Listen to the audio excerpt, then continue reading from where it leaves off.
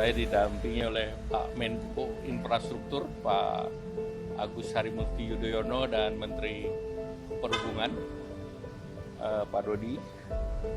Tadi rapat mengenai kawasan ekonomi khusus yang bertujuan untuk menarik investasi dan juga untuk meningkatkan ekspor. Tadi disampaikan capaian keseluruhannya selama ini sebesar 242,5 triliun, lapangan kerjanya 151.260 orang dengan 394 perusahaan.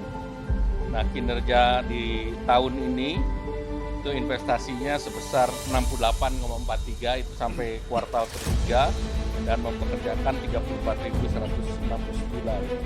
Arahan Bapak Presiden terhadap kawasan-kawasan ekonomi ini untuk terus didorong, dilanjutkan dan juga diproses agar investasi bisa masuk, terutama investasi yang kemarin Bapak Presiden melakukan kunjungan ke luar negeri. Jadi beberapa investor termasuk data center dan yang lain untuk didorong. Kemudian juga mengenai proyek strategis nasional, arahan Bapak Presiden proyek strategis nasional yang selesai 2024-2025 untuk terus dikejar karena direncanakan di tahun ini 18 proyek selesai, sedangkan 30 lagi akan selesai di tahun 2025. Nah, tentunya program-program ini Bapak Presiden arahkan untuk dilanjutkan dan nantinya tentu apabila ada investasi lain akan dibahas secara lebih detail dan selanjutnya akan ada pengumuman untuk menjelang hari libur Natal Tahun Baru. Ini ada tiket pesawat yang sudah bisa harganya dibuat terjangkau. Silakan Pak Menko. Ya. Terima kasih Pak Menko Ekonomi, Bapak Erlangga Hartarto. Terima kasih teman-teman wartawan sekalian. Menyambung apa yang tadi sudah dijelaskan oleh Bapak Menko Perekonomian, rapat terbatas sore hari ini fokus pada proyek strategis nasional PSN dan juga kawasan ekonomi khusus, dan tentunya apa yang sudah berjalan dengan baik selama ini akan dilanjutkan dan terus dipastikan agar hasilnya juga segera berdampak untuk masyarakat dan ekonomi. Dan tentunya karena PSN dan KEK ini banyak sekali kaitan dengan kegiatan infrastruktur dan pembangunan kewilayahan, terima kasih tadi Bapak Menko juga telah menyampaikan di forum dan kami menyambut dengan baik untuk melibatkan Kemenko Infrastruktur dan Pembangunan Kewilayahan yang merupakan Kemenko baru dengan nomenklatur yang juga sangat spesifik, yaitu infrastruktur.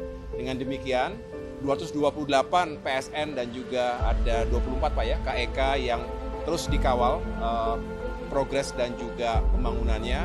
Mudah-mudahan dengan kolaborasi yang baik antara dua Kemenko ini bisa semakin menghasilkan proyek-proyek, program-program, juga kawasan-kawasan yang sukses di kemudian hari. Dan kemudian tadi di akhir saya juga menyampaikan karena ini menjadi atensi dan juga sekaligus harapan atensi dari Bapak Presiden Prabowo Subianto dan juga harapan masyarakat banyak bersama Menteri Perhubungan dan juga Bapak Menko Ekonomi. Selama 2 minggu terakhir ini kami bekerja tidak selalu dibuka ke umum, tetapi yang jelas berupaya agar terjadi penurunan harga tiket pesawat menjelang high season, yaitu libur Natal dan Tahun Baru. Dan mudah-mudahan dengan sejumlah elemen yang bisa diturunkan, ini melibatkan semua stakeholder, jadi Pak Menko bersama stakeholder yang lainnya, termasuk bagaimana maskapai, BUMN, ini juga sama-sama menyadari pentingnya penurunan harga tiket untuk membantu masyarakat kita dan juga menggerakkan ekonomi termasuk pariwisata.